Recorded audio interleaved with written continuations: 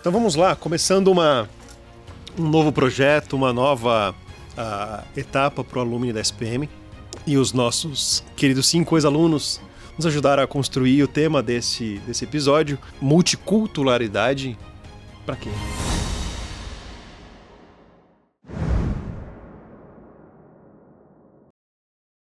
E para conversar um pouquinho sobre isso, para discutir um pouquinho, nessa próxima hora e meia, 2, vamos ver quanto tempo nós vamos, né?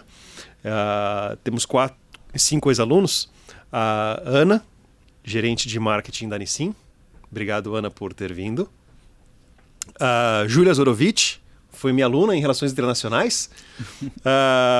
Hoje ela é Brand Manager na Procter, com a marca Vic. Lohane é CMO da CPB. Obrigado por ter vindo, Lohane. Vitor é líder de desenvolvimento de projetos na Nexo. De novo, obrigado por ter vindo, Vitor. E o Wagner, de casa também, né? Coordenador do Ecossistemas SPM. Obrigado também por ter topado essa iniciativa. Depois a gente se apresenta, vai conversando um pouquinho em cada um dos tópicos, mas como o mais gostoso é a conversa de vocês, vamos passar para o nosso bate-papo, né? E aí, a pergunta inicial, o nosso pergunta inicial fica, e aí, qual que é a importância de compreender a multiculturalidade? Para onde vamos? Quem topa iniciar a brincadeira? Vamos seguir por ordem alfabética? Eu topo começar aqui. Vamos lá. Vamos por ordem alfabética aqui, vou começando. Bom, eu sou Ana Fossati, obrigada antes de mais nada pelo convite. É realmente um prazer estar aqui, né, nesse projeto que se inicia e bater um papo aqui com os nossos ex-alunos, né? E eu acho que quando a gente fala um pouquinho, uma coisa que me chama a atenção quando a gente começou a discutir um pouco o tema é falar de cultura, né? E quando a gente vai para o conceito de cultura mais conhecido de todos, né, que são os valores, crenças, práticas, enfim, que a gente tem, né, de grupos, algo que chama muito a atenção é que, primeiro, a gente não está, muitas vezes, consciente dessas nossas práticas, né, e eu acho que isso acaba sendo um desafio quando a gente vai falar justamente de multiculturas ali juntas. E fora isso, a gente tem... Quando a gente começa a conversar sobre cultura, a gente tem muita cultura também para a gente falar, porque tem a cultura do Brasil, a gente tem a cultura da empresa onde a gente trabalha, a gente tem a cultura de uma comunidade aqui mesmo, né, de ex-alunos, de alunos da SPM, então a gente tem muitas culturas envolvidas no tema. Então acho que só isso já traz uma série de desafios aqui para a gente para a gente começar aqui a conversa, né? Eu vou aproveitar e vou romper a ordem alfabética. Vai pro dado. Mas uma coisa que você trouxe, e eu acho que é bastante importante, e o Paulo tinha conversado comigo, sobre a questão do viés, né? E aí, o nosso olhar sobre a cultura, e aí o que vem a ser esse multiculturalismo que nós vivemos, ele passa justamente por esse ponto em que, como vivemos muitas culturas simultaneamente, cotidianamente, temos aí um direcionamento, né, ou estamos enviesados a observar tudo aquilo que acontece a partir desses pontos culturais que somos mais próximos. Eu acho que esse é um ponto. Então, como a gente tinha conversado, né? Então, assim, se eu sou homem, eu vejo um ponto como homem. Se eu sou gay, eu já tenho uma outra cultura. Se eu sou mulher, eu vejo de uma outra forma. Se eu sou preto, eu vejo de uma outra forma. Só que isso tudo somos nós, né? E aí eu lembro que a gente tinha comentado muito sobre a questão também da alteridade, né? Do reconhecimento desse outro nesse multiculturalismo e a importância desse respeito que é trazido com essa visão de que nós somos multiculturais. É muito legal esse ponto que você traz, porque quando a gente pensa em cultura, na Nexo, consultoria especializada em transformação de cultura organizacional, e eu vejo muito esse desafio quando a gente tem um contexto de fusão e aquisição, né? Então, a gente tem 2 organizações com trajetórias diferentes, com ritos, símbolos e práticas diferentes, e agora a gente é um só. né? Como é que a gente consegue chegar nesse lugar? A gente tem um framework que a gente trabalha lá, que é o que a gente precisa pensar, o que é fix, o que é free, e o que é flex e o que é free. Então, o que a gente juntos aqui vai pactuar que precisamos alcançar? Porque é muito importante que a geração de valor seja o grande foco dessa nossa união, né? E aí a gente vai entendendo o que a gente consegue flexibilizar dos seus rituais, dos rituais que nós temos e aquilo que os times vão ter a liberdade para poder conseguir operar e não estabelecer margens que sufoquem a operação do time, mas que dê a liberdade para que eles possam operar no seu melhor, né? Eu acho que quando a gente pensa em multiculturalismo dentro das organizações, o grande desafio que fica para a gestão é como que a gente consegue garantir a unicidade da diversidade. Né? Então, eu acho que é a importância da gente discutir multiculturalismo quando pensa na perspectiva, né, do que me toca na cultura organizacional é essa, assim, esse gerenciamento desses dois lados. Posso seguir aqui, né?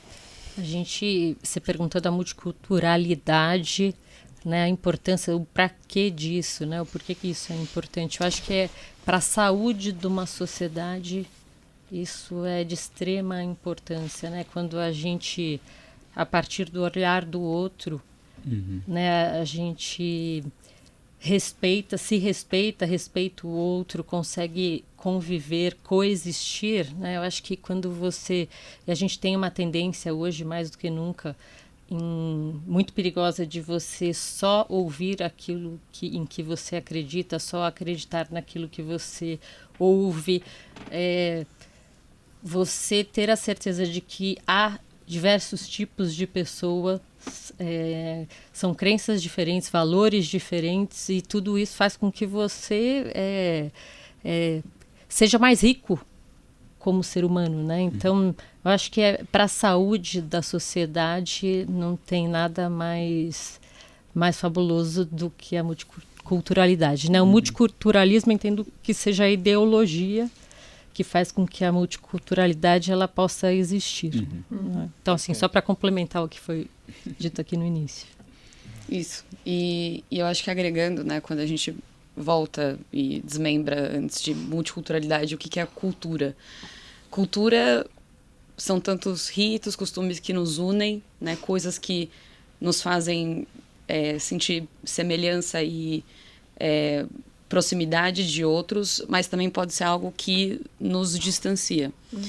E eu vejo que a importância disso, e obviamente todas as épocas, a multiculturalidade provavelmente teve a sua importância mais significativa, mas eu acho que agora, principalmente, a gente chega num momento que a modernidade ela coloca a multiculturalidade na mesa em outras formas que talvez antes fossem menos explícitas e nos faz, de fato, ter que desmembrar esse tópico e inseri-lo no dia a dia. Então, eu concordo plenamente com a Lorraine que a multiculturalidade cada vez mais ela é de extrema importância para a saúde da sociedade. Ainda mais quando a gente pensa hoje, né? É uma grande discussão que está em pauta. A gente está falando de um mundo que a gente conhece como globalizado e agora vai começar a se fechar. Né? A gente vê a queda das práticas de diversidade e inclusão, a gente vê países se fechando. Até na perspectiva de vocês, de relações internacionais, assim, que eu fico curioso para entender e a multiculturalidade num contexto que a gente começa a refletir sobre a globalização. Não sei se tem para fazer a aposta, que é tudo muito recente ainda, né? Mas eu acho que é uma discussão. Quando a gente pensa na multiculturalidade dentro de organizações multilaterais que começam a se fechar, né? Colocar isso em pauta é dizer de algo que está acontecendo no momento. Mas eu vou complementar aqui, porque você está falando das relações internacionais, eu acho que é bacana, e sobre, por exemplo, o mundo é cíclico, né? A gente está aqui novamente em crise, acompanhando aí a crise na Europa, novamente, e a gente vê que toda vez que a gente está em crise, a gente joga a questão, por exemplo, para os imigrantes na Europa. né? Como se o problema da Europa agora fossem os imigrantes da África. É por isso que a Europa está em crise, né? Então, é interessante ver isso. A culpa sempre está no outro. A culpa está em quem não é daquele país, em quem sempre está no estrangeiro, né? A gente vê nos Estados Unidos, vamos fechar as fronteiras, vamos fazer os nossos próprios produtos, né? Vamos deixar de exportar, né? Vamos proteger o nosso povo. Então é como se a gente estivesse dando passos para trás e como se a gente ter passado a ser globalizado e a gente ser multicultural passasse a ser uma coisa ruim. É engraçado, né? Há 2 semanas atrás, eu estava numa conferência de educação, a principal conferência para acreditação internacional, né? Na ICANN. Estava em Viena, na Áustria. E lá, a expectativa era que a discussão rodasse em torno de multiculturalidade, em torno de como é que eu vejo, como é que eu percebo a visão do outro no processo de aprendizagem. E, pegando do que foi discutido lá em outubro do ano passado, também numa outra conferência, é como que inteligência artificial me ajuda neste processo, né? Essa era a expectativa para a conferência. Então foi todo mundo já assim, esperando com aquela mega ansiedade de como seria essa conferência. Eu vou dizer que foi a conferência mais chata que eu participei nos últimos 6 anos. Porque estavam todos com muito medo de discutir a questão cultural do outro. Chegou um ponto dos americanos falarem assim: mundo, se vocês puderem ter um pouco de empatia conosco e entender o que nós estamos passando para poder também ajudar no futuro, isso seria interessante. Aí caiu na ficha e falei assim, cara, aquele mundo que a gente pensa que é globalizado, a informação é globalizada. Daqui para lá, tá todo mundo sabendo o que está acontecendo. Mas, cara, onde tinham 2.000 pessoas nessa conferência, eram 2.000 diretores de universidades discutindo educação e gestão multicultural. Para uma diretora de faculdade falar assim, tá na hora de ter empatia um com o outro. Você fala, gente, onde chegamos nesse processo? Né? Olha onde chegamos, onde a crise de multiculturalidade chegou. Né? Acho interessante. Até construindo um pouquinho no que o Vitor tinha falado, quando a gente comenta também que a gente começa a dar alguns passos para trás, eu acho que vem também o questionamento que a gente tinha feito em algumas conversas da superficialidade com que a gente leva alguns temas no final. Porque, assim, se a gente está voltando tanto atrás em alguns temas, será que realmente a gente estava integrando, convivendo juntos, aprendendo, respeitando, enfim, né? Que seria, digamos assim, o ideal? Então, acho que é um pouco isso. Até que ponto a gente realmente está voltando? Porque a gente, na verdade, nunca esteve, talvez, naquela situação ideal. Né? Você falando sobre situação ideal, e aí o que me ocorre inicialmente tínhamos culturas, pensávamos culturas separadamente. Avançamos no entendimento de que, já que temos um mundo globalizado, precisamos de uma cultura universal. E entendemos que as culturas não são universais. Alguns traços são universalizados. Há uma grande diferença entre traços universalizados de uma determinada cultura e uma cultura universal. E aí entendemos que, não, somos multiculturais. Precisamos ter empatia. Só que caiu por terra, assim. Quem precisa ter empatia com quem? Eu acho que virou uma... não é isso. Porque virou justamente assim, não, peraí, precisamos ter empatia. Não, você precisa ter empatia com a minha cultura. Mas... né, a recíproca deveria ser verdadeira. E aí a gente entra na multiculturalidade, que é essa reciprocidade de reconhecimento desse outro e respeito a esse outro, a esse diferente de você. Eu sempre falo isso, né? Porque assim, diferente, não é assim, o outro não é diferente, é diferente de você. Porque quando a gente fala assim, não, é uma outra cultura diferente, Pera. Né? Então, de novo, aí a gente Diferente de quem, né, camarada? De quem? Porque aquele outro que está olhando para cá também está dizendo, olha, isso é diferente, você é diferente da gente. A gente olhar, né, a cultura brasileira ou as diversas culturas ou subculturas que estamos divididos, a gente tem em São Paulo, a gente tem em Rio de Janeiro, e aí fala, não, no Rio é muito diferente, em São Paulo é muito diferente. Diferente de quem? Né? Eu acho que esse ponto, e aí volta a questão justamente da empatia. Ela precisa ser recíproca nesse contexto, pensando em multiculturalidade. E aí sim, multiculturalidade para quê ou para quem? Isso aí. Eu acho que eu queria trazer um outro ponto que agrega nessa questão da globalização e ter uma cultura única, mas mais voltada para o espectro de negócios internacionais, né? Então, eu concordo, eu acho que a gente precisa colocar a referência de quem e para quem a gente está falando, e eu acho que se perguntar se de fato ter uma cultura universal é positivo. Eu acho que a gente, e até me arrisco dizer, mas a tendência é sempre achar que sim, ter uma única cultura vai ser positiva, mas eu vejo que da forma como está acontecendo, talvez não. E aí, o que eu queria trazer mais pro âmbito dos negócios hoje, quando a gente pensa em transações, a gente tem uma moeda universal, né? Que a moeda que a gente lastreia, que é o dólar. Um dia foi o ouro, um dia foi o prata, e por aí vai. O que a gente está vendo agora acontecendo com o tarifaço do Trump, né?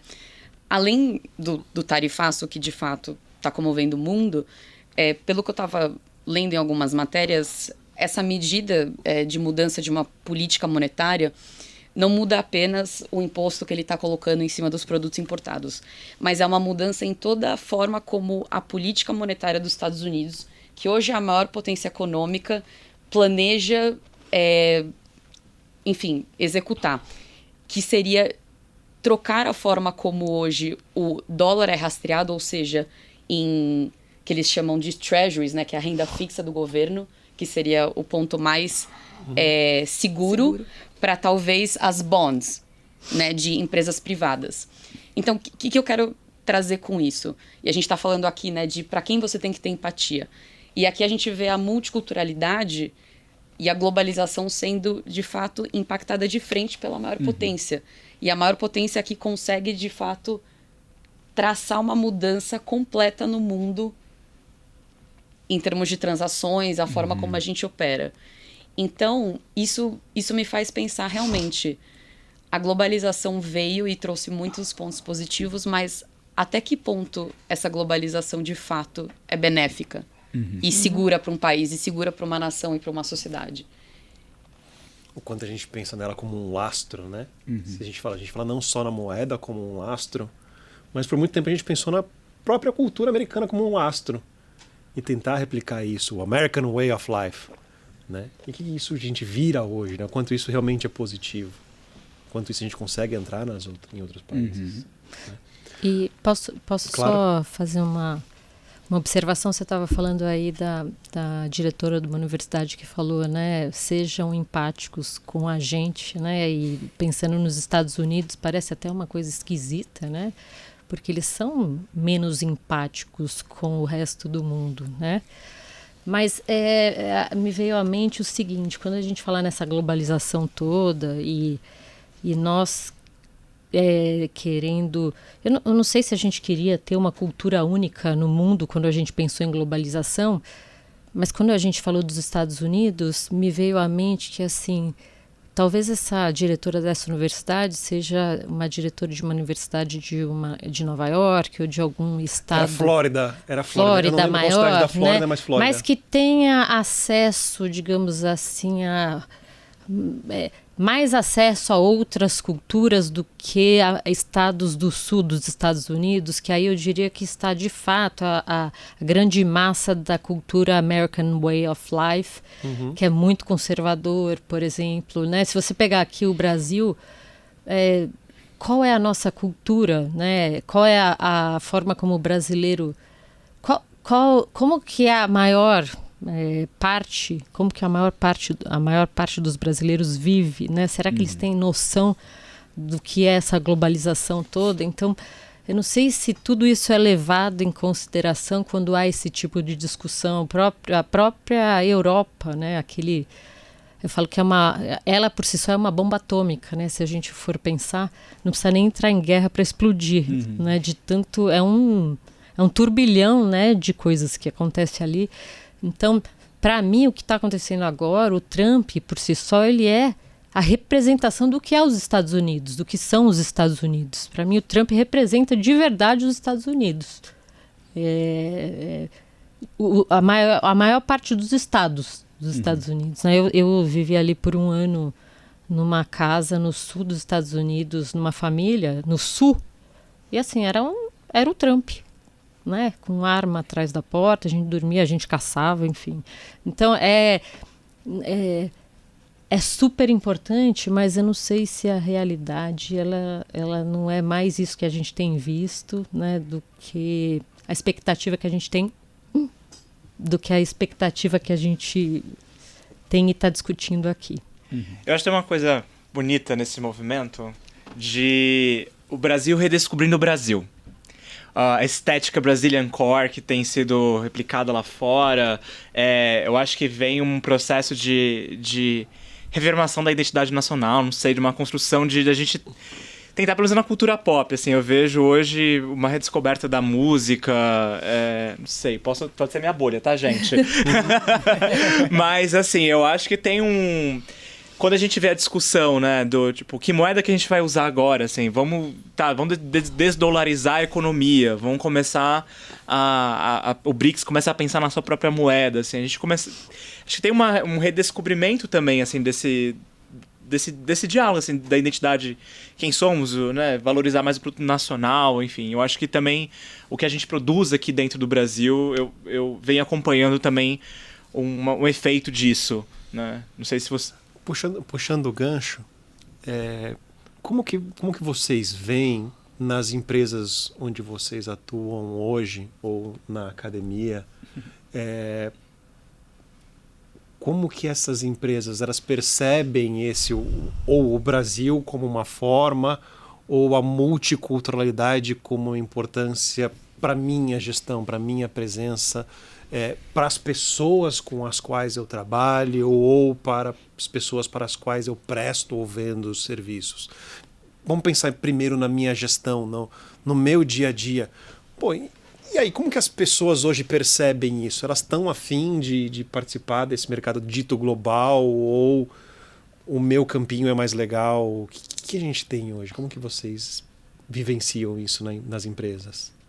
Eu acho que trazendo até para uma discussão de marca, não de forma específica onde eu trabalho hoje, mas já de outras experiências também, quando a gente fala, por exemplo, de gestão de marca, eu acho que é uma discussão que sempre a gente acaba falando um pouco das questões das adaptações, digamos, né? Porque por mais que você tenha a marca, a essência da marca, enfim, você precisa fazer... Você precisa não, mas assim, acho que é muito bom quando você faz adaptações, porque, inclusive, por mais que a marca seja global, essas adaptações que você faz locais, elas permitem que as pessoas se identifiquem até, e que a coisa seja até mais autêntica do que simplesmente a marca, digamos, né, na sua origem, no seu país de origem, digamos. Então, eu acho que tem um pouco isso, né? A gente já é um tema que acaba sendo discutido por isso, quando a gente está falando de gestão de marcas, que eu vivenciei, eu acho que a gente sempre trouxe essa questão de ter vários olhares, justamente para poder fazer uma adaptação e trazer isso para o consumidor ali de cada localidade de um jeito mais autêntico. E eu acho que quando a gente pensa, acho que essa matemática é muito pertinente quando a gente olha para a estratégia de marketing de influência, né? Porque hoje a operação bem-sucedida da estratégia de influência é quando você tem um olhar de comunidade, né? Com quais comunidades a sua marca se relaciona. E para você ter aderência e verdade, você mais do que trazer impor a tua verdade de marca, é você entender como que ela dialoga com a verdade daquela comunidade, daquelas comunidades que a tua marca está dialogando. E aí, quando você consegue entender essa relação, você consegue estabelecer estratégias de influência bem-sucedidas, né? Com as vozes dessas comunidades que vão trazer relevância para a tua narrativa de marca, né? Então, eu acho que o primeiro impacto está nessa disciplina. Não sei como que vocês têm feito, gerenciado isso. Aí ele puxou comunidades, eu vou pegar. A Ana até riu, olhou pra mim e falou, agora você fala. Entrou no teu tema, né? Entrou no tema. Justamente, porque eu trabalho com comunidade de fãs, né? Esse é o ponto principal. A gente brinca, mas eu conheci a Ana justamente, né? A gente estava participando de entrevista, né? E eu estava falando justamente sobre a área de fãs. Quando a gente pensa na área de fãs, fandoms, né, ou comunidades, como o pessoal fala, mas os fandoms em si, e a questão do senso de pertencimento, né, dessa construção do senso de pertencimento, dessas influências, a influência da marca, ou a influência da marca e a influência dos fãs ou da comunidade na própria marca, ela passa pelo cultural. Quando você traz uma determinada marca, né, seja ela qual for, para um território, né, e aí eu pego, a minha parte é mais entretenimento, mas quando você traz uma determinada marca para o campo do entretenimento, precisa ali de uma leitura muito bem feita do que é aquela comunidade, do como ela se relaciona, como ela dialoga entre si. Né? Aí eu falo assim, até os próprios dialetos que são utilizados dentro da comunidade. E com isso é que você tem nessa construção aí assim, são uma cultura ou subculturas. Eu sempre trabalho, né? A gente fala muito sobre culturas de fãs e não cultura de fã, né? E por que eu trago a questão das culturas de fãs? A gente está falando sobre multiculturalidade. Então, pensando, né? A gente falando sobre os Estados Unidos, tem um jeito de ser nos Estados Unidos. Esse jeito de ser dos Estados Unidos, ele está em tudo. Ele está no consumo. Ele está no consumir um determinado produto. Ele está nessa vivência de uma determinada empresa. Nessa junção de uma empresa norte-americana com a brasileira, vem tudo. E aí, quando você começa a observar como essas culturas dialogam entre si e as diferenças existentes entre elas, e aí é o ponto assim, a diferença existente entre elas e aquilo que nós concordamos ou não. E aí voltamos para o ponto da multiculturalidade, voltamos para o ponto da empatia. Porque a empatia está no aceitar aquilo que não está de acordo com o que você imaginava. Então, assim, a gente vai nesse diálogo sempre, indo e voltando. E a capacidade de fazer acordos, né? Sim.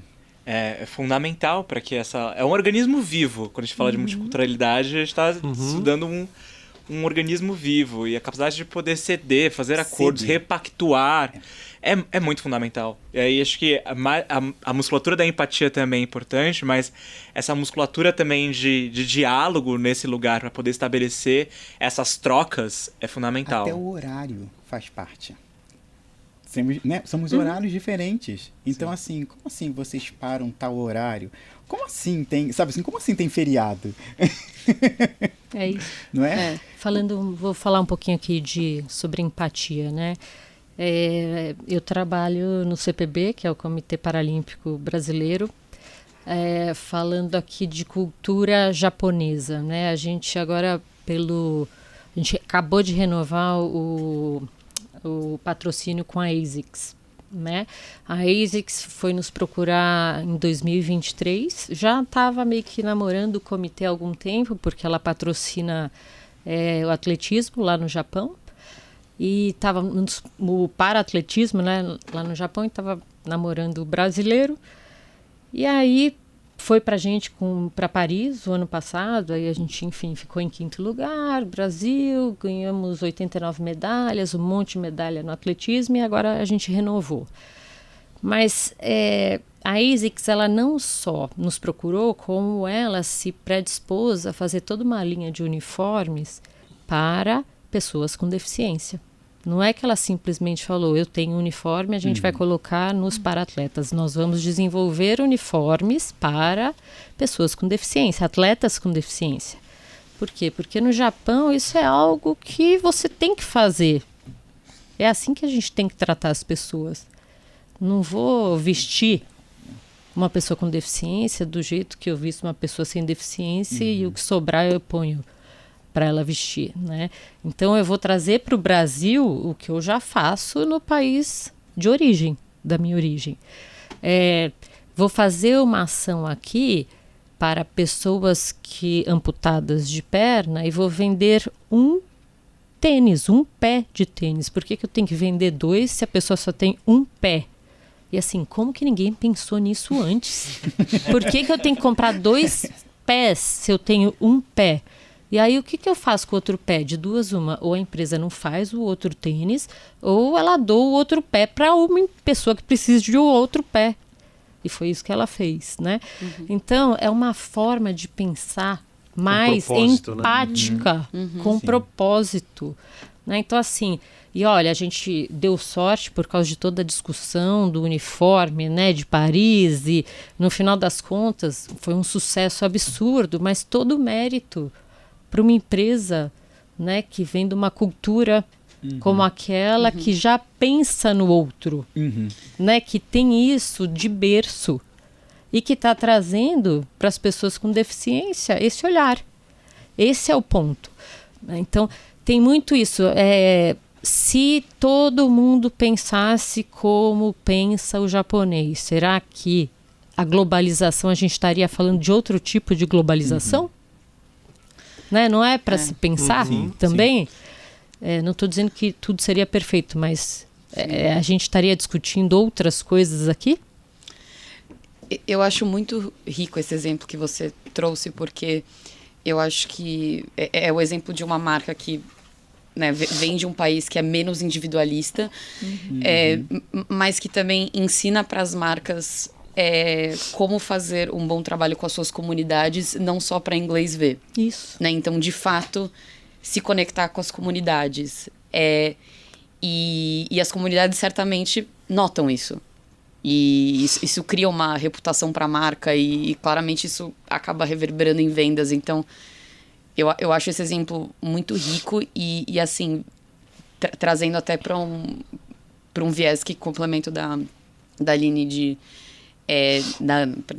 sobre marcas, né? Hoje a gente, vindo de uma empresa americana e que tem um formato cultural de empresa muito centralizado nos headquarters e por aí vai, tem uma estrutura hierárquica muito bem formada.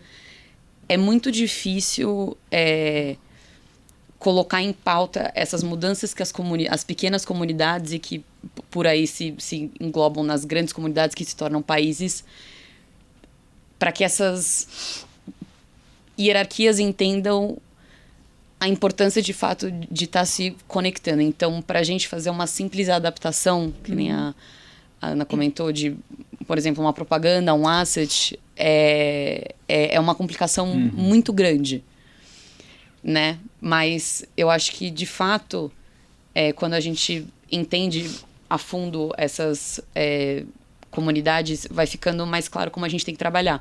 E até um exemplo que a gente tem feito muito, hoje o marketing de influencers, né? Então, influencers é, de fato, uma das maneiras que a gente consegue se aproximar melhor dos nossos consumidores.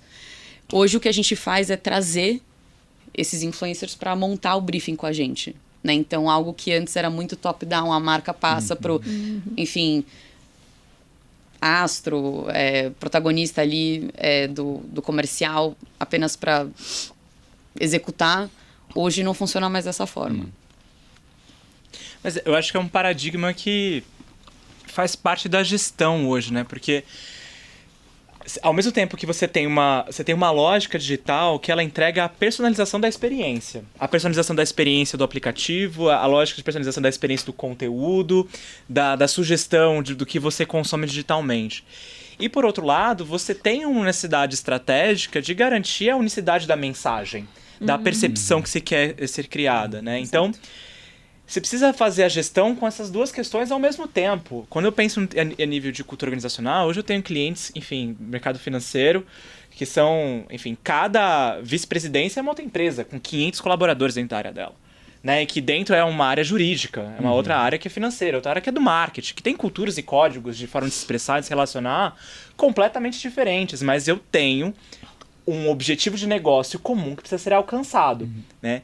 Então eu acho que no fim do dia, quando a gente pensa até como gestor de marca, gestor de cultura, porque no fim do dia cultura é gestão de comunidades dentro de uma organização, qual a geração de valor que a gente quer. Né? Quando a gente pensa na entrega do produto, quando a gente pensa, por exemplo, no caso da Ace, que é brilhante, eu estou entregando performance. A máxima geração de valor que eu quero entregar para o meu consumidor, seja ele quem for, é a performance. Então, como é que eu consigo entender o que é performance e aonde estão os meus guardrails nesse sentido, né? De até onde eu posso, como marca, entregar essa geração de valor que eu me propus.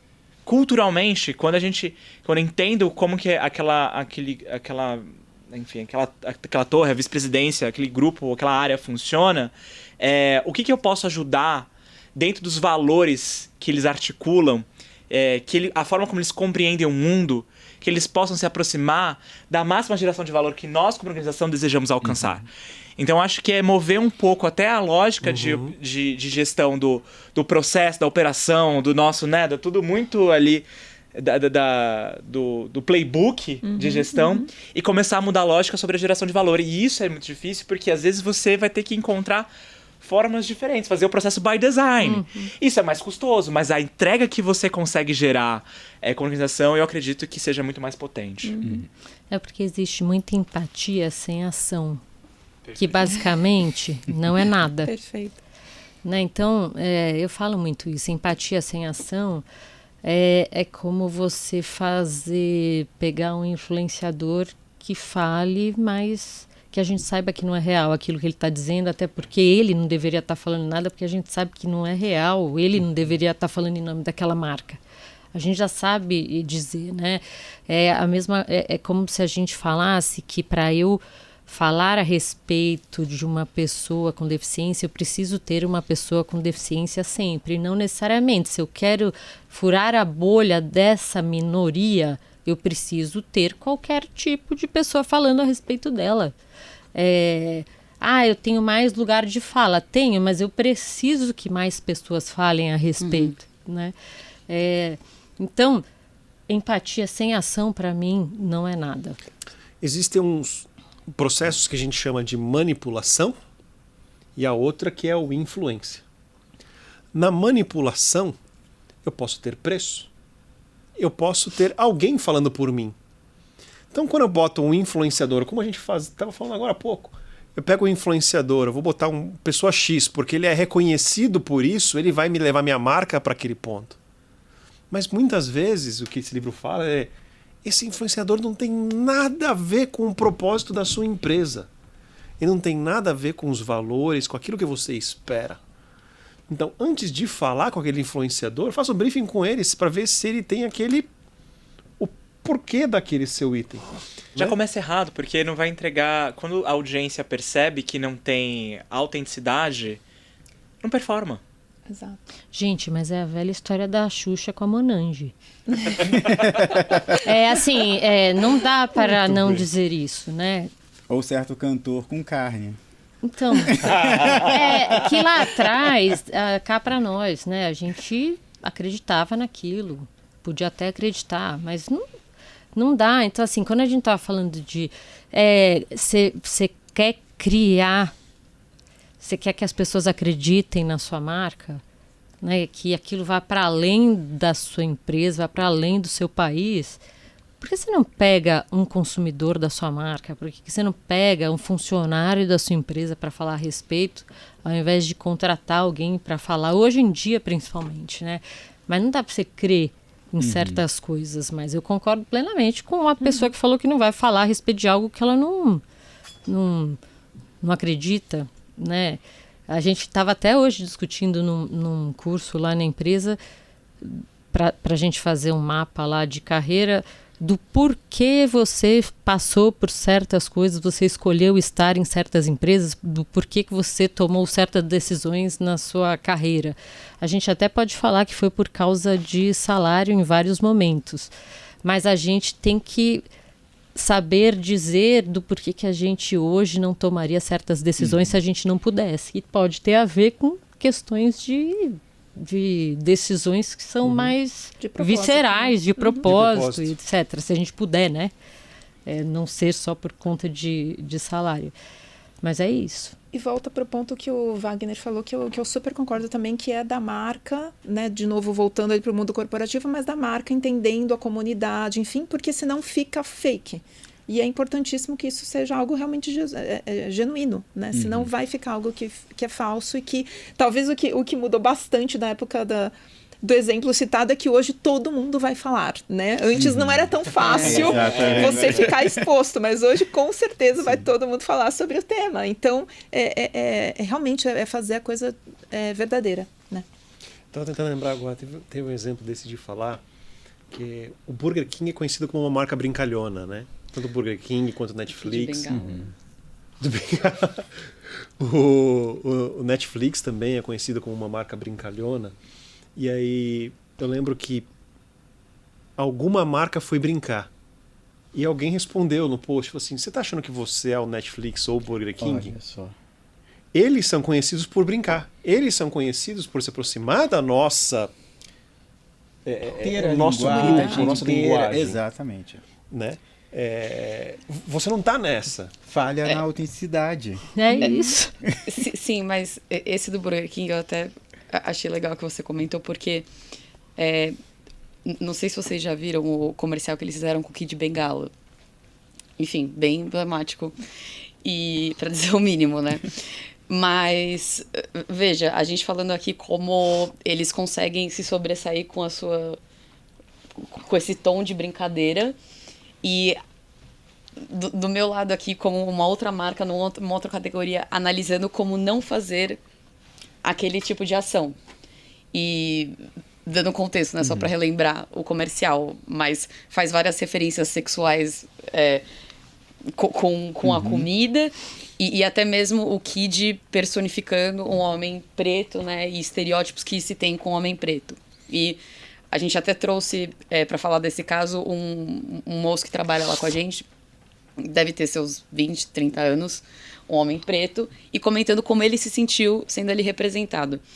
Então, eu acho que a gente está num momento muito delicado de poder de fala ou não, do que fazer, ser empático ou não, porque você nunca vai agradar todas as comunidades. Mas até onde vale a pena tomar o risco? E eu quero muito ver daqui a uns anos para onde isso vai nos levar. Uhum. E qual que vai ser o resultado disso, né? Então, a gente de fato sabe que tem personagens, enfim, caracteres, né, que conseguem vestir a camisa e passar uma mensagem única para sua comunidade, mas a gente também tem o oposto disso, assumindo um lugar de fala. Então, onde será que essas pessoas ou as empresas que apostaram nelas vão estar daqui a um tempo? E como que essa cultura vai permear, né? Uhum. Aí eu sempre falo da importância da diversidade no grupo. Por que eu falo da importância da diversidade no grupo?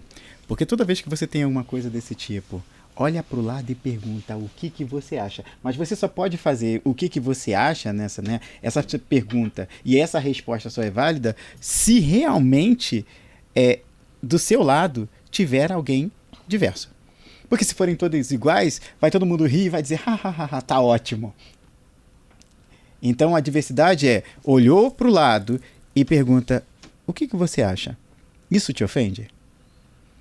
Se eu tiver só numa mesa somente homens e eu soltar uma piada machista, vai todo mundo rir. Porque somos todos iguais. Se eu tiver uma mulher, pergunta para ela. O que você acha? Se todo mundo estiver rindo e ela não, É. A resposta está dada.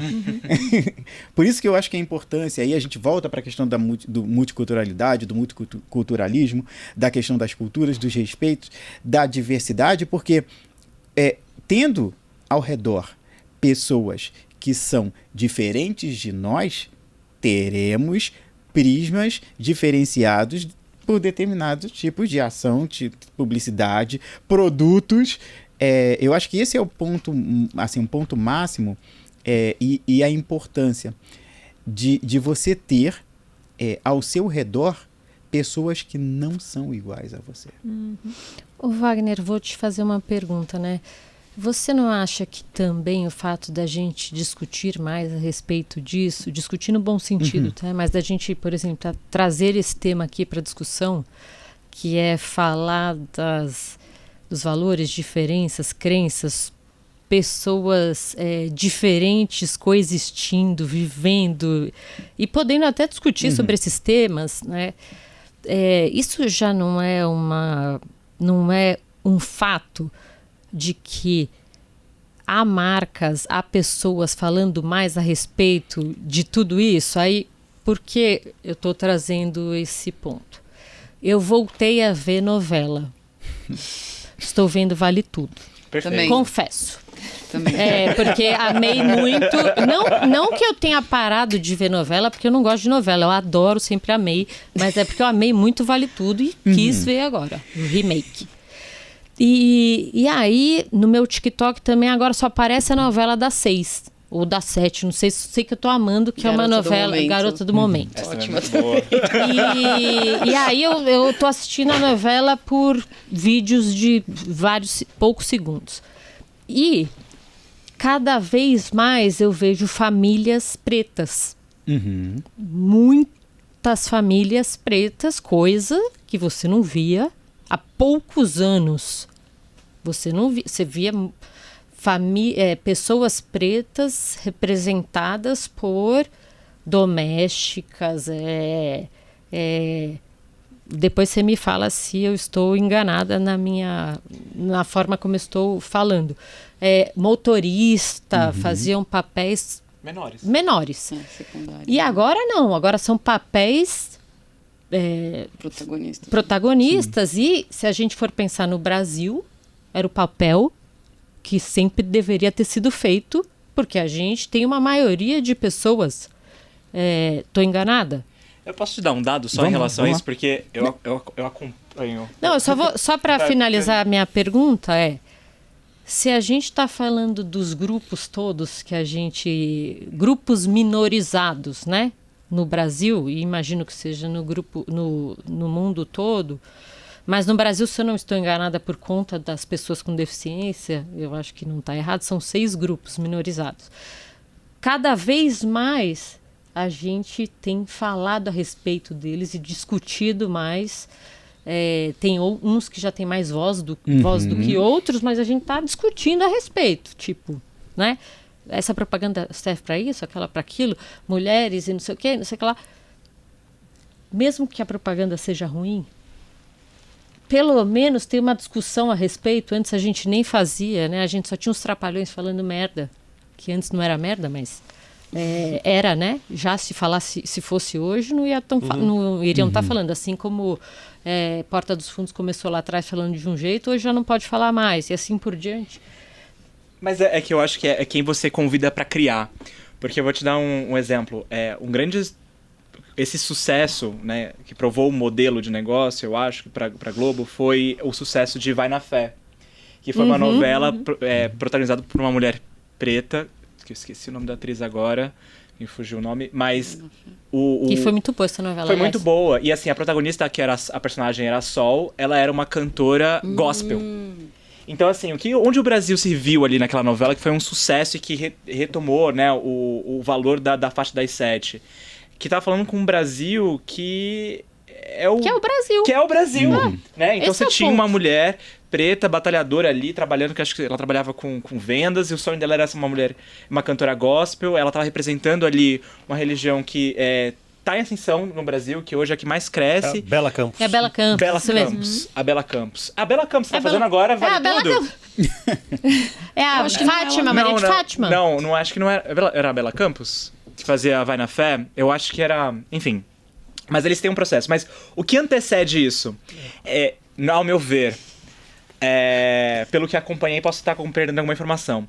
Mas é quando existe uma reestruturação do núcleo criativo da Globo. Você tem a chegada da Samantha Almeida. Se eu não me engano, são informações que eu fui acompanhando, tá, gente? Eu acompanho, assim, por Folha F5, eu sou leitor de entretenimento assíduo. Mas é a chegada de uma nova geração de escritores, né? Que começam a representar também esse Brasil. E eles começam a criar... Também. É Bela Campos também. Então a Bela Campos não vai na fé. Bela Campos maravilhosa, Maria de Fátima tá arrasando. Tá arrasando. Tá arrasando. Os haters estão todos errados, são haters. Haters também são Mas fãs. tá vendo? Haters também são fãs, exatamente. Mas eu acho que é isso, assim. Mas ela tá representando o Brasil. Thaís sempre Araújo e foi. Bela Campos. Sempre foi. O Brasil é isso. Exatamente. O que então, não assim, era antes, mas o que estava representado antes, não é o Brasil sendo visto pela ótica, né, de 2%, sei lá quantos por cento do Brasil. Mas o meu ponto é esse, assim, é quem você convida pra criar, né? Então, assim, é o processo de reestruturação do núcleo criativo ali que chama mais pessoas pra poder criar. Você tem um produto que é o Vai na Fé que prova esse modelo de negócio e aí isso, enfim, gera outros resultados. Aí a gente vai trazer o professor, né? Vamos lá. Obrigada. E aí, os professores. Provocando porque, os assim, professores. tudo isso, na verdade, ele é um reflexo direto do que está acontecendo na sociedade. Perfeito. Então, ponto. Graças a Deus. O que a gente... Vamos lá. O que é interessante...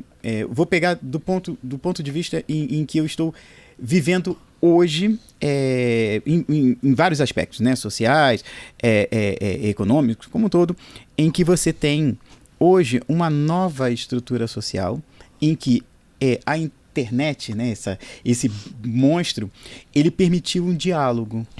Ele abriu a possibilidade, não só o diálogo, mas ele possibilitou que aqueles grupos minoritários tivessem voz. Essa voz... porque, de novo, a gente tinha uma estrutura, e aí pegando os meios de comunicação, né? Todos, né? E os meios de comunicação, eles eram muito, muito enraizados e ele tinha uma visão de Brasil. Né? Tanto que a gente brinca agora, a gente fala Brasis. Essa visão Brasil, ela veio sendo construída ao longo do tempo, e aí, né, quando eu falo, né, a gente trazendo ao longo do tempo, e aí começa, vamos lá para a teorias das comunicações, mas quando a gente pega a construção de Brasil, pegando o que nós fomos construído como Brasil, o Brasil, no começo do século passado, houve um processo de branqueamento da população em que nós, por sorte, eu sempre brinco, eu falo assim, que nós fomos muito incompetentes, diferentemente do que aconteceu no Chile e na Argentina, que foram muito bem sucedidos. Esse processo de embranquecimento que não foi bem sucedido, a política mudou de que somos todos iguais. Todos os brasileiros somos iguais. Então não tem essa de cor. Somos brasileiros. E aí você tem toda uma construção feita até a década de 80. Na década de 90 começa a alterar um pouco, você começa a ter um pouco de visibilidade. Você tem ainda negros. E aí, assim, aí você tem sempre o estereótipo do gay. Como é que era o gay que você via na década de 70, 80? Né? Vamos pegar um Jorge Lafon da vida, né? Vamos pegar um Pete Bicha, não era? Pete Bitoca, como era essa construção. Pensa como era. Era sempre o amigo, né, não sei o que, caricato. E como é visto hoje? Vamos pegar no negro como ele era visto naquele momento em que era sempre subserviente, né? Uhum. Então, Os como papéis. Exato. E aí, eu sempre falo que assim, as pessoas acostumaram a ver pessoas pretas, por exemplo, nos espaços, mas há uma diferença entre estar no espaço e ocupar um espaço. Uhum. Se você andar, né, em qualquer lugar, você vê pretos. E aí cria aquela falsa ideia de que somos todos iguais porque estamos naquele espaço. Não. Há uma grande diferença. Quando você começa a questionar isso, e aí os questionamentos são múltiplos, porque assim, por que a gente chega numa empresa e aí você olha, a única mulher é secretária? Não é isso? Ou então fala assim, oi fulana, você sabe quem é o presidente? E aí você diz, sou eu. Ai, nossa, por que o espanto? Hoje a gente questiona. Então, quando a gente fala minorias, e aí, assim, eu sempre brinco bastante, né? Eu falo que eu sou um negro que não fala muito sobre questão de negros. Quando eu penso em diversidade, quando eu penso em diverso, né? Ah, nossa empresa é diversa. Tá, ótimo. Mas você está falando sobre cores do arco-íris ou outros prismas? Quantos PCDs tem na sua empresa? Isso aí. Então, não é diverso. Só colocar uma pessoa gay ou um negro não é ser diverso. Quantos corpos existem diferentes na sua empresa? É cota. Não é? Aí fala, fulana que é fofinha. Não, não tem isso. E aí, para mim, um espaço diverso e de diálogo é isso. É colocar não só uma protagonista preta, mas uma protagonista preta e que tenha um corpo que não seja o corpo magro. Perfeito. Entender? E assim, e aí, isso é Brasil. Eu acho que essa é a construção, e aí, de novo, eu volto para o ponto, né, para a gente voltar para a multiculturalidade, é a aceitação disso, é ter uma cantora gospel, porque até ontem só tinha católico. Mas se a gente lembrar no passado, tinha a Tenda dos Milagres. E todo mundo adorava a Tenda dos Milagres. Né? Então, é isso que eu estou falando de ter espaços, e espaços não estereotipados. Porque também não adianta, né? E volta para outro ponto que você também já comentou, que e que cultura, digamos, ou que grupo está escrevendo, digamos, essa história e está contando essa história. Que é justamente isso que a gente está falando aqui. Quando a gente tem essa diferença tão grande de momentos aqui, de novelas, digamos, passa justamente por isso, né? Que visão de grupo a gente está mostrando no final do Vale dia, Tudo, né? a história original de Vale Tudo não dá para falar mais. Não dá. Né? Eu não acompanho, mas aí, assim, aí é o que eu ouço que teve, na semana passada, na semana retrasada, teve uma grande comoção criticando, porque a menina falava pobre várias vezes numa cena. Na década de 90, quando passou, pobre, pobre, pobre, pobre, tudo bem. Hoje cansou ela falar numa cena. É porque ela falou demais pobre numa cena. Opa, que momento é esse em que falar... Até ontem, o Caio, o Caco... Cauã? Não, Caco Antibes. Tem horror a pobre. E todo mundo, ha. E hoje? Será que ele falava assim, você acha rico, né? Você acha rico, hein, ô riquinho? Será que teria o mesmo efeito hoje? Caco Antibes gritando. Que é o que as pessoas falam, nossa, as pessoas estão chatas, né? Tá tão chato hoje. E eu falo... Não é chatice. Eu, na visão particularmente, de quem, né? falo exatamente isso. Falo, não é chatice, é porque você nunca teve uma questão. É um outro mundo. Nós vivemos num outro mundo. É um outro mundo. É um outro mundo. E eu sinceramente, acho ótimo. Acho ótimo. Acho que assim, tem uma questão de, Que se é não tá mais chato, ele torna mais... acho que ele é mais chato. desafiador para você pensar outras formas de fazer humor, de ser criativo, que não seja explorando, humilhando alguém. Então, minha gente, eu acho que desafiador justamente por isso, porque não é impositivo. Vai ter alguém que vai dizer eu não gostei. Antigamente, não. Esse é o ponto. Por isso que é desafiador. Você sabe que eu tive uma situação essa semana?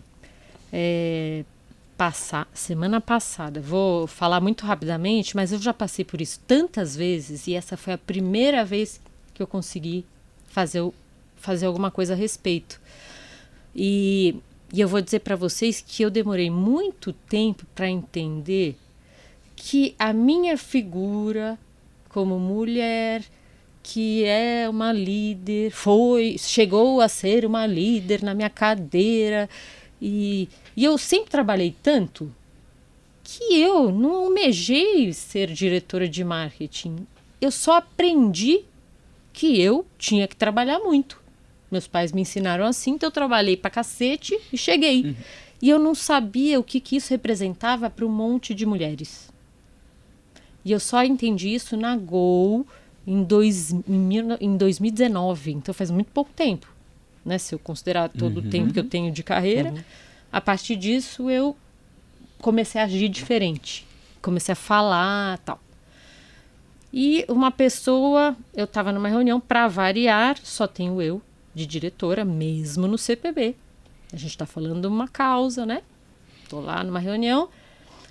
não vou falar quem fez isso, mas eu tô lá com meus pares, homens e chefes, né, que eu tenho alguns, e chegou minha hora de falar.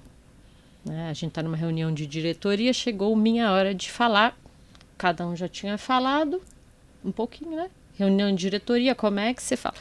Chegou minha hora de falar, teve uma pessoa que falou para mim, vai rápido, que a gente tem que passar pro outro.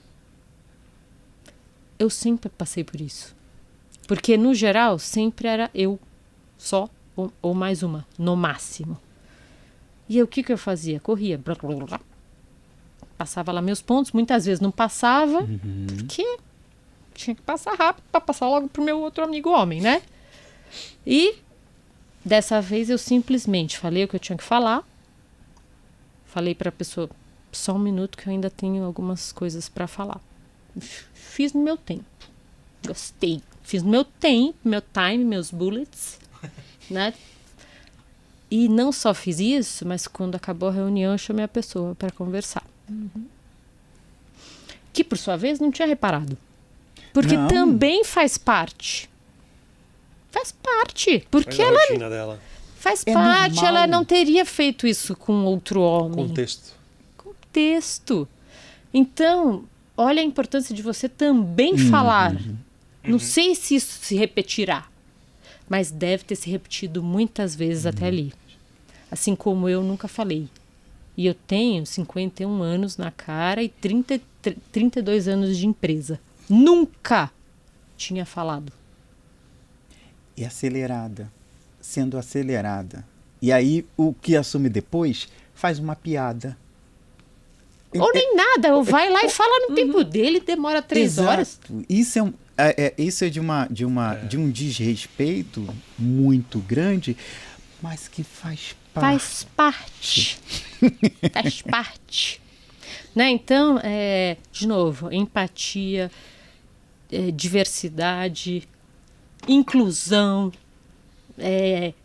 olha para o outro, percebe que, né, eu vi uma entrevista, desculpa se eu estou falando muito, que eu estou falando dessa questão da mulher, eu não lembro quem que estava sendo entrevistado, mas eu achei esse homem muito interessante falando, eu não posso falar o que uma mulher sente quando ela fala que não quer pegar um transporte público, porque eu não tenho a menor noção do medo que ela sente, já que não passa pela minha cabeça que eu posso vir a ser estuprado. Então, é muito difícil considerar essa possibilidade de sentir o que ela sente, mas a partir do momento que tem uma mulher que fala isso, eu preciso levar em consideração que isso existe e, portanto, não vou me colocar no lugar dela, mas eu preciso levar isso em consideração. Porque eu tenho mãe, eu tenho filha, eu tenho prima, eu tenho, seja lá o que for, uma amiga, e levar isso como sendo uma pauta. E a capacidade de fazer uma fricção positiva, de poder mover essa discussão. Assim, que às vezes, as pessoas nem... Eu sinto às vezes, né, aquela coisa... Fato. O elefante na sala, assim, sabe? Tipo... Tem que pôr ele. Aconteceu isso, talvez tenha percebido, mas e se você não tivesse falado? Ia passar mais uma vez. Ia passar mais uma vez, sabe? Então, a capacidade também de questionar, Mas sabe que é um aprendizado que eu esses dias estava discutindo com a minha esposa e ela agora nesses últimos períodos ela tem parado bastante para me olhar assim e fala, mas e aí, o que você acha? Eu falo, você quer saber a minha visão ou você quer que eu complemente a sua? É o que eu sinto, é o que a outra pessoa sentiu. Ah, mas ela falou isso daqui é um absurdo. É um absurdo na sua visão. Na visão da outra pessoa, tá tudo bem, porque é aquilo que ela sentiu. É aquilo que eu senti. Quando você passa por uma situação como essa, mas me veio na hora. A minha esposa falou, não, mas tudo bem ela falar, ou alguém lá e comunicar. Na visão sua tá tudo bem. Mas na visão dela não tá tudo bem. Ela se sentiu incomodada. E a gente tem que falar disso daí, porque ela se sentiu incomodada. E que é esse o ponto. E é uma das coisas que eu mais falo com o meu time aqui. O Paulo pode me questionar se eu estiver falando besteira. Eu falo muito para ele assim, é o que o outro está sentindo, é o que o outro quer, é o que o cliente espera, é o que a gente espera, é o que o colaborador da outra área espera. A gente tem rixas entre várias áreas aqui dentro. Apesar de ser uma instituição de ensino, Seres humanos. a gente tem um glamour muito por instituição de ensino, né? A gente tem um glamour... É um espaço pedagógico, né? Mas é uma instituição, é uma entre aspas, é uma fábrica como qualquer outra. É uma empresa como qualquer outra. E a gente tem negociações assim... e aquela área não quis... Mas você foi perguntar para aquela área qual é a dor dela? Às vezes tem um gestor que está pressionando ela para fazer isso. Você já perguntou para ela o que está acontecendo ali? Se você responder dessa forma, você sabe o que ela está sentindo? Você sabe se ela está se sentindo ameaçada ou não? Se você de alguma forma ameaçou aquela pessoa? Aí me responderam esses dias: você está falando isso porque você é diretor. Então, pera. Então, eu vou sair da sala. Alguém, por favor, pergunte o que ela está sentindo, que não sou eu que estou perguntando, mas alguém pergunta para aquela pessoa o que ela está sentindo. Se eu não quero o meu cargo dizendo, como diretor, tenho que... Alguém pergunta para ela o que ela está sentindo. Ela se sentiu ofendida? Para ela está tudo bem? Para ela negociar com o departamento financeiro, com o TI. O TI nunca faz o que a gente precisa. Você perguntou quantos projetos o TI tem? E que dores ele tem para fazer aquilo que você está precisando fazer? Você já pensou em colaborar com ele? Às vezes ele tem uma outra prioridade que, cara, são pessoas. A gente entender essa questão de pessoas essa sua frase de eu me senti assim. Gente, é o dia a dia. A gente deveria perceber o outro. O que o outro... O que ele sentiu, né? O que ele incomodou. Mas é engraçado, né? É no cotidiano que as coisas acontecem e é no cotidiano que as coisas ficam invisíveis. Empatia, assim, ação. Isso. E a gente nem percebe, né? O que a gente falou, a gente nem percebe alguma coisa que você faz já automaticamente, né? Eu já ia correr. E que exemplo tão lindo que você falou da cultura japonesa, que eu acho que tem essa questão do aprender com o outro, né? De estar realmente, que eu acho que quando a gente está falando dessa questão das culturas convivendo, o quanto realmente você consegue aprender com essa outra cultura e realmente olhar o que é as diferenças, conviver com as diferenças e trazer isso e aprender com isso, né? Isso é muito legal.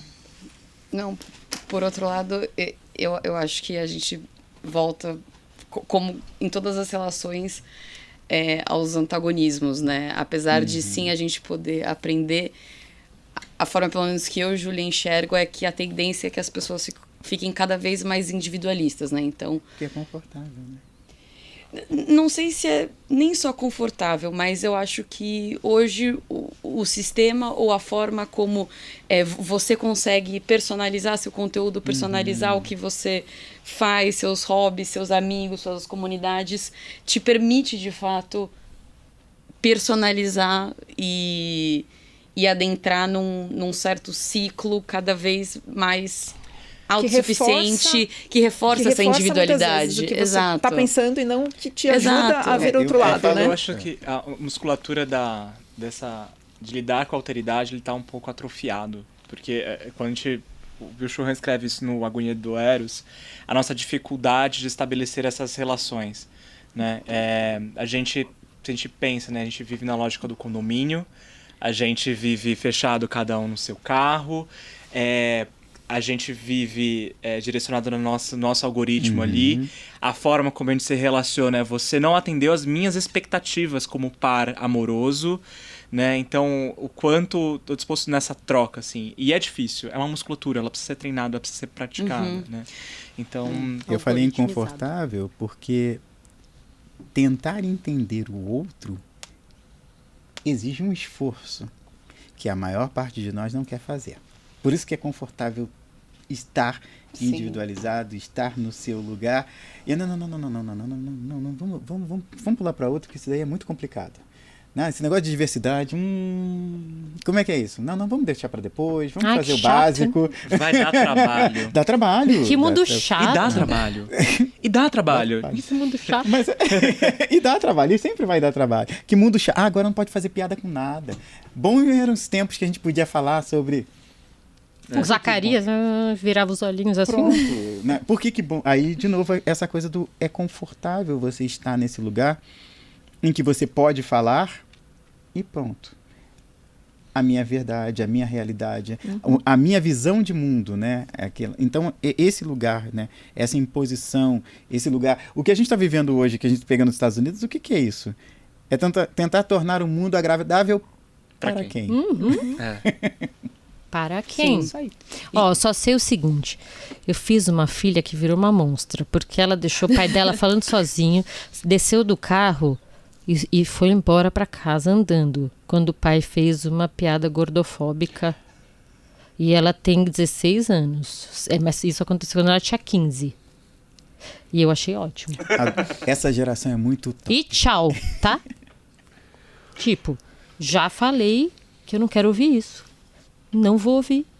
Não continua, não faz de novo. Tchau. Aprendeu a lição, então. Eu não sei, mas Mas se que ele foi uma fizer, lição, ela foi. vai fazer de novo.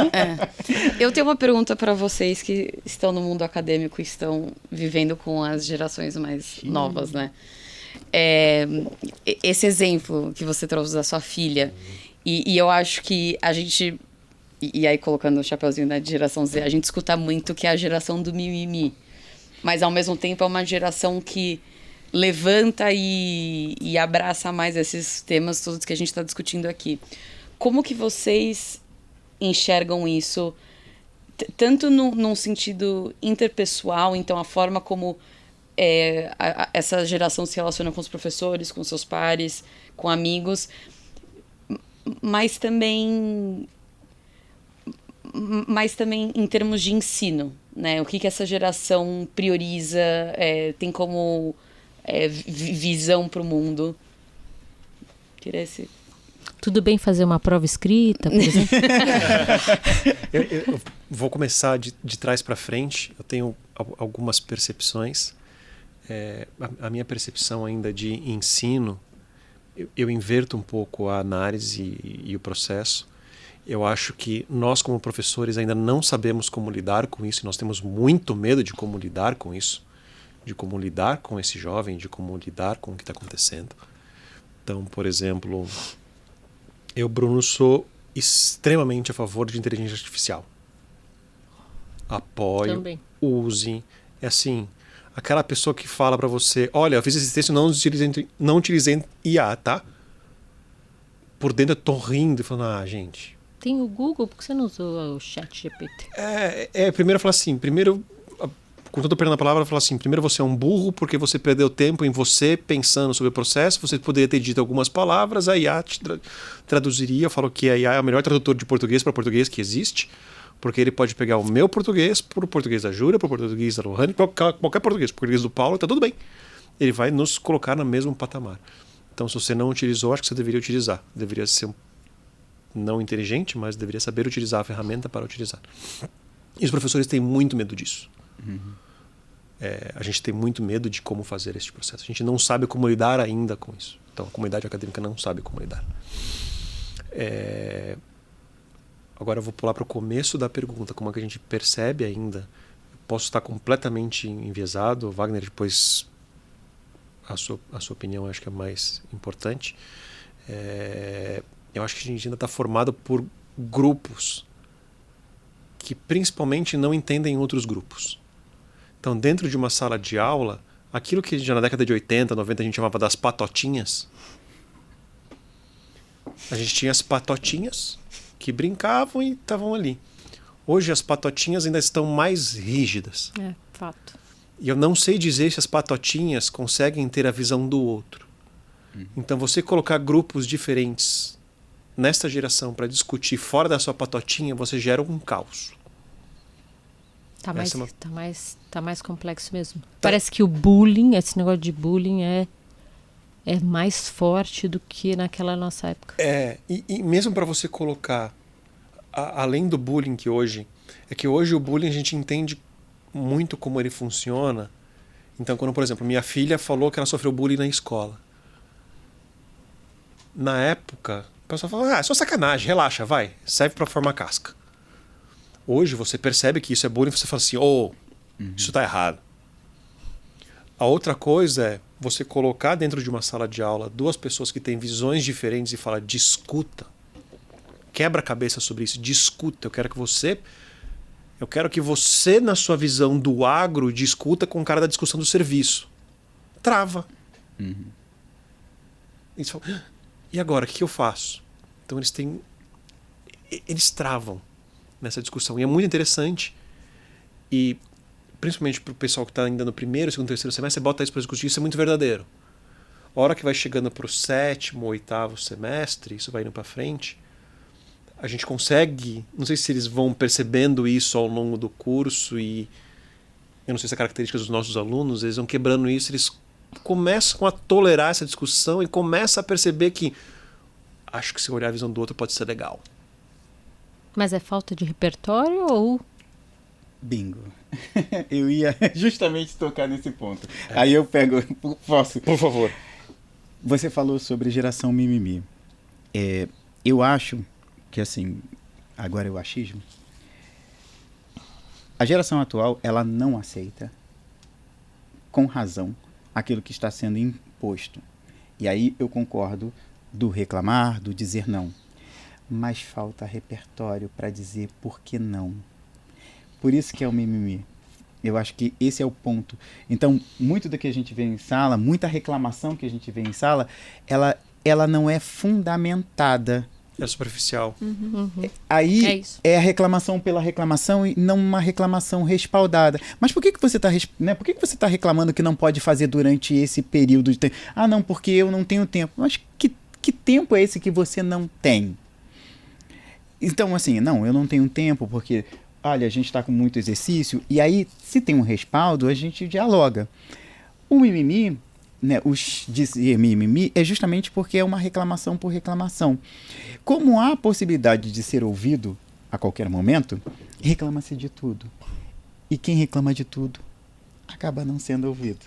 Né? Aquela coisa, né? Ele perde a razão. Ele perde a razão. Fica chato mesmo. Fica chato.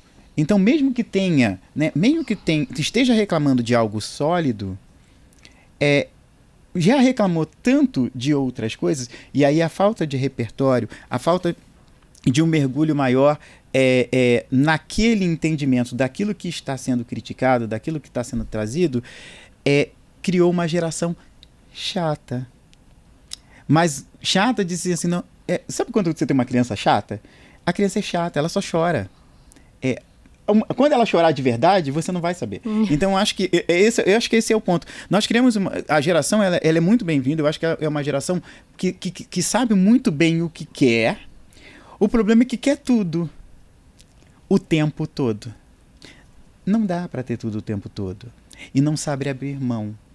Então, a gente vê a questão a questão do emprego. Ah, gente, eu não vou trabalhar 8 horas por dia. Tudo bem, concordo com você que não vai trabalhar 8 horas. Mas o que você vai fazer? E aí, como eu já estava rindo recentemente, assim, foi para uma entrevista de emprego de recepção e perguntou quando é que ia fazer home office. E aí vamos um pouquinho, assim, e talvez a graça não está só nisso. A graça está assim, quais são as suas especificações, especificidades, qual é a sua especialização? Nada.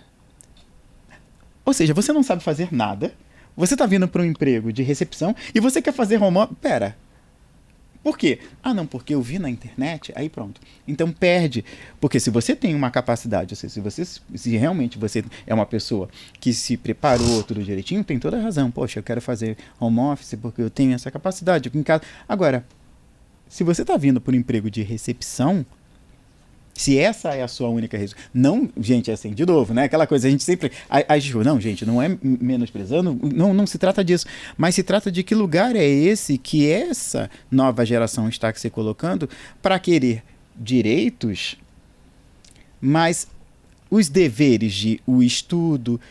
Eu estou cansado de receber, né, anúncios, e acho que todo mundo aqui, faculdade para quê se você pode ganhar muito na internet? Mas só um ponto que eu acho que é importante dizer de qual geração a gente está falando. Porque eu tenho estudado hoje a geração Z no trabalho. Acho que a principal queixa que eu recebo dentro de como consultor para recursos humanos a geração Z está impossível de trabalhar. E eu até tive discussões com o Paulo assim, gente, por quê, né? E a gente foi estudar isso. Então, assim, eu acho que existe sim uma realidade dessa geração que está conectada a isso, mas a gente também existe uma outra realidade de uma geração que hoje a sua pauta é a jornada 6x1, né? A redução do trabalho. Então, assim, eu acho que quando a gente pergunta, quando a gente tem a questão da geração, tinha um professor que fez um curso de liderança na Universidade da Califórnia que ele basicamente falou assim, eu, na idade que eu tenho, sabe, sou 70 anos já, eu já vi muita geração aqui dentro do mercado de trabalho. E a pergunta que eu vejo que ninguém faz é, quais são suas ambições? O que você deseja? E a gente entender um pouco desse lugar ajuda a refletir, sabe, qual que é a gestão que a gente vai fazer dessa geração. Assim, sabe? Existe um lugar que é pedagógico, tem um momento andragógico, dependendo de onde você está, fazer perguntas para desenvolver a reflexão crítica, né? O pensamento crítico. Mas eu acho só uma ressalva de dizer que, assim, qual geração a gente está falando. Vou aproveitar esse seu ponto. Quando a gente diz o que a pessoa quer, uma das coisas que eu mais falo para os meus alunos é: você sabe fazer pergunta? Que pergunta você vai fazer? Para aquela pessoa, para aquele contexto. Então, o pessoal fala, a IA vai emborrecer. Depende, se você perguntar para ela, pergunta. Você vai no chat GPT e pergunta aquilo que você perguntar para o Google, você está errado. Você está perguntando uma ferramenta errada para o lugar errado e IA você vai ter que puxar para chat. Uma pergunta, para Perplexity é outra, para o Cloud é outra. Então são perguntas que você vai fazer. Como é que você faz pergunta para alguém? Como é que você pergunta aquilo que você quer para alguém? Como é que você... Para multiculturalidade. Como é que a gente navega sabendo fazer perguntas melhores? Isso. Esse é o grande ponto. Então, que perguntas eu devo fazer para qual contexto, para as pessoas, para que tipo de influenciador, pensando como stakeholder, como que aquele stakeholder vai reagir comigo para aquela pergunta. Estava em janeiro, a gente teve um problema aqui na faculdade que a gente escreveu mais alunos numa disciplina que poderia. Aí a gente foi para a instituição parceira e falou assim, você não pode me ajudar? Eu? Que parte que eu tô nesse errado? Você que tem que arrumar. O que você quer que eu faça? É quase que eu pedindo para um pai, falou assim, você me dá uma ajuda? O pai respondeu, fala, meu amigo, te vira aí, você que cometeu o erro, você que vai falar com essas pessoas para fazer o correto. Né? Então eu não devia ter feito aquele tipo de pergunta. Porque eu fui pro interlocutor errado, eu devia ter feito pergunta aqui dentro. Para quem eu vou perguntar? Como é que eu vou fazer essa gestão? E aí, de novo, eu acho que a gente está hoje em mais patotinhas. Então, e eu não sei se as patotinhas sabem se conversar. Que aí é o grande da multiculturalidade. Como que eu faço para as patotinhas conversar e a patotinha entender o lado do outro? Como que eu faço para um sertanejo entender um cara do funk? Pegando num exemplo chulo. Mas... Como é que eu faço como liderança para entender uma nova geração que está chegando no mercado de trabalho? Isso. Como é que eu faço como liderança para perguntar também, para dialogar com a alta liderança da minha organização, que tem também seus códigos? Tem sua agenda. Tem sua agenda. Então a nossa capacidade de fazer perguntas melhores. E isso, para fazer perguntas melhores, depende de um bom repertório. Você está aberto para poder consumir essas outras culturas que estão postas na mesa. Né? Lembrando que a gente está falando de patotinhas aqui que tem alta renda. E aí quando a gente amplia... Isso isso pegando o nosso contexto, né? Se ampliar, então... Aí a gente está falando de milhões de patotas no Brasil e de outras milhões mundo afora. E o repertório menor ainda. E volta para aquele ponto que você trouxe. Provavelmente, né? E aí outra questão sobre perguntas corretas, né? A gente, em 2025, deve se educar. Nós, seja por meio do chat GPT, IA, Google, seja lá o que for, ou a gente deve fazer as perguntas às pessoas diferentes da gente para a gente se educar. as pessoas que são diferentes, a gente estão cansadas de responder as mesmas perguntas. Catequizando para quem já está catequizado. Né? Outros países, outras pessoas estão cansadas, né? Enfim. São perguntas melhores, né? Talvez perguntas melhores e não as mesmas, né? Essa ânsia de querer grila. responder e ter as respostas e também se pôr no exercício crítico de fazer perguntas melhores. E escutar, né? E escutar as respostas. Essa não é a resposta que eu queria. Aí pronto, vamos ignorar. Se a gente... rapidinho, se a gente olhar para propagandas e que tem muitas geniais, a gente é muito bom, né? Se a gente pensar no nosso histórico, o histórico do Brasil de propagandas geniais, a gente tem várias e muitos prêmios, né? Mas também se a gente olhar para as comunicações que a gente faz, talvez faltem perguntas boas para a gente fazer para os diversos grupos, para que a gente tenha respostas excelentes para a gente se comunicar com as diversas patotas. E aí vem outro ponto que a gente comentou também, que era nas nossas conversas, que era da fragmentação. Porque se eu estou fragmentando justamente em vários grupos, eu não estou convivendo, na verdade. Eu estou só separando ali as diferentes culturas e a gente não está, no final, se entendendo e aprendendo com o outro, né? Só se minha filha um dia ouvir esse podcast... Patotas são grupos, tá, filha? De novo, esse foi o nosso primeiro grande encontro do High Minds. Teremos uma sequência aí ao longo dos próximos meses. Acho que a gente vai seguir no mesmo padrão, uma discussão anterior, até para a gente poder se conhecer e conhecer um ao outro. E elevar o nosso nível de discussão, né? Aproveitando o Alumni na SPM, a gente passou por um período de reformulação e alguns projetos que são muito bacanas para o pessoal. O grande objetivo vamos formar essa comunidade junto com a SPM de pessoal que fez lato, seus cursos de especialização, MBA, estrito, mestrado, doutorado, graduação, em todos os campos da SPM. Lembrando que não precisa se cadastrar para ser alumni, afinal de contas, você se formou na SPM, você já é um alumni, e isso é um processo que é automático. Tá? Fora isso, queria agradecer de coração por todos vocês por terem participado desse, não só de hoje, mas dos últimos 3 encontros, dos últimos 3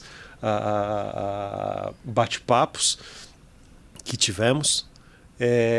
Agradecer muito pela colaboração, pela troca de conhecimento e expectativas aí de todos vocês. Obrigado, gente. Muito obrigada. Foi demais. Foi demais.